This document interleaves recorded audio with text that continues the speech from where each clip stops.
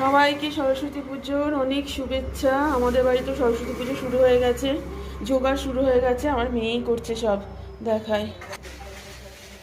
এই যে আমার মেয়ে সব হয়ে গেছে মোটামুটি জোগাড় করা, একাই সব করছে এইবার।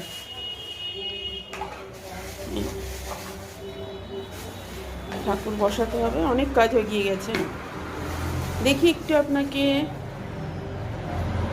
বল একটু শুভ সরস্বতী পুজো সবাইকে। শুভ সরস্বতী পুজো সবাইকে। আবার বল। শুভ সরস্বতী পুজো সবাইকে। হতে থাক জোগাড় যন্ত্র, তারপরে আবার দেখাবো।